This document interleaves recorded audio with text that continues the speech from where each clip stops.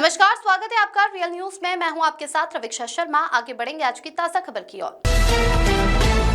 कुछ दिन पूर्व खटीमा प्रशासन ने पुलिस फोर्स के साथ मिलकर खटीमा क्षेत्र के दमगड़ा स्थित तलवार फार्म में कार्रवाई करते हुए 125 एकड़ भूमि को ट्रैक्टरों द्वारा जुतवाया, जिस पर आज खटीमा कांग्रेस विधायक भुवन चंद्र कापड़ी ने एक प्रेस वार्ता करी, जिसमें उन्होंने कहा कि जिस ढंग से प्रशासन द्वारा कार्रवाई हुई है सरासर गलत है। इस तरह की कार्रवाई फिल्म में ही देखी जाती है। जितने भी ट्रैक्टर खेतों को जोत रहे थे उनमें किसी भी में भी नंबर प्लेट नहीं था। यदि कोई न्यायालय का या एसडीएम का आदेश तथा सबसे पहले संबंधित व्यक्ति को नोटिस देना चाहिए था और फसल जोतने के आदेश को सार्वजनिक करना चाहिए था, और कब्जा लेने का कोई आदेश था तो 145 के अंतर्गत नोटिस देना चाहिए था। मुख्यमंत्री जी के घर से मात्र 500 मीटर की दूरी पर इतनी बड़ी घटना होती है जहां क्षेत्र में दहशत का माहौल है। यदि आदेश नहीं होता तो संबंधित अधिकारियों पर और व्यक्ति पर कार्रवाई होनी चाहिए। और विधायक भुवन चंद्र कापड़ी ने कहा कि जो फसल बर्बाद हुई है उसकी पेनल्टी के रूप में संबंधित अधिकारियों से वसूला जाना चाहिए। खटीमा में खुलेआम माफिया राज चल रहा है और सीबीआई जांच की मांग की है और कहा कि इस मामले को विधानसभा में उठाया जाएगा। जिलाध्यक्ष यूथ कांग्रेस नरेंद्र आर्य, राजू किशोर सक्सेना,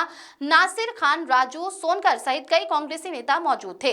बलजीत सिंह की रिपोर्ट। सबसे बड़ी बात तो बिना प्रशासनिक मिली भगत के इतनी बड़ी कार्रवाई नहीं हो सकती थी। उस क्षेत्र से जो भी व्यक्ति आ रहा है वो कह रहा है कि ऐसा हमने फिल्मों में ही देखा आज तक, और जितने भी उसमें जो है ट्रैक्टर हैं उनमें किसी में नंबर प्लेट नहीं है। आप जब एक उपजिला अधिकारी कोतवाल और पुलिस का अमला वहाँ खड़ा है तो सबसे पहले जिन ट्रैक्टरों ने जुताई करी उन पे नंबर प्लेट क्यों नहीं है ये उन्होंने पूछना चाहिए था। दूसरी बात, कोई नोटिस था तो कोर्ट का हो या उपजिला अधिकारी के माध्यम से वो नोटिस पहले उस परिवार को देना चाहिए था। किरण तलवार जी को नोटिस देना चाहिए था। और अगर फसल जोतने के कोई भी आदेश है तो वो सार्वजनिक होने चाहिए थे। और अगर वो कब्जा दिलाने के भी अगर आदेश उच्च न्यायालय से हैं तो 145 की कार्रवाई करके सरकार ने पहले फसल को अपने कब्जे में लेना चाहिए था, उसे बर्बाद नहीं करना चाहिए था।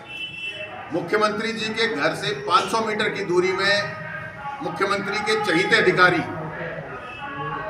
इस घटना को अंजाम दे रहे हैं, ये पूरा क्षेत्र देख रहा है। तो मैं माननीय मुख्यमंत्री जी से कहूंगा कि सबसे पहले ऐसे अधिकारियों के खिलाफ कार्रवाई हो कि जो आपके नाम को खराब कर रहे हैं और आपके गांव में इतनी बड़ी घटना हो जा रही है, उनके खिलाफ कार्रवाई होनी चाहिए।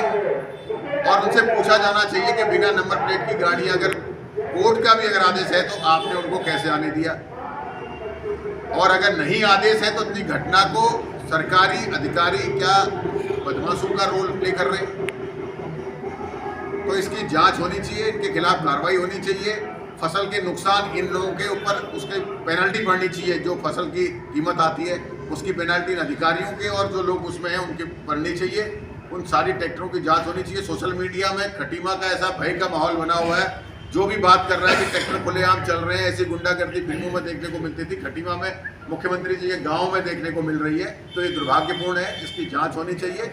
और जो लोग इस घटना में ये कहते हैं कि भाई हमारी ज़मीन है और तलवार फार्म वाले ने वो ज़मीन हमें लौटा नहीं रहा, तो उन लोगों को आना चाहिए या सार्वजनिक होना चाहिए। अगर वो सही हैं तो हम सब उनकी भी मदद करेंगे, लेकिन जो तरीका है, जो प्रशासन का इन्वॉल्वमेंट है, वो साफ साफ दिखा रहा है कि ये लोग गलत हैं। वहीं किरण तलवार देखिए, जो 60 साल तक कहाँ थे क्या थे वो सेकेंड मैटर है, आएंगे तो पता चलेगा कहाँ थे। लेकिन ये किसी को अधिकार नहीं है कि इसकी बोई हुई फसल को रौंद दिया जाए। मेरी विधानसभा में ये घटना घटी है और ये बड़ा दुर्भाग्यपूर्ण है कि हमारी विधानसभा में माफिया राज हावी होते जा रहा है और पुलिस प्रशासन की सह से हो रहा है। अब सारे, मैंने पत्रकारों से ही पूछा, उपजिला अधिकारी ने कोई जवाब नहीं दिया, किसी पत्रकार से बातचीत नहीं करी, वो अपने घर से हल्द्वानी चले गए। एसएसपी और डीएम के बता रहे हैं कि मोबाइल बंद है, कोई रिस्पॉन्स नहीं आया। इतनी बड़ी घटना हो जाती है और अधिकारी हीला हवाली कर रहे हैं या आ नहीं रहे, तो इसका सीधा सीधा मतलब है उनका इन्वॉल्वमेंट। आप इस बात सवाल जरूर लगाऊंगा और उम्मीद करूंगा कि विधानसभा अध्यक्ष जी और मुख्यमंत्री जी इस सवाल को जरूर स्वीकारेंगे और विधानसभा में मुझे इस सवाल पर चर्चा करने का मौका देंगे।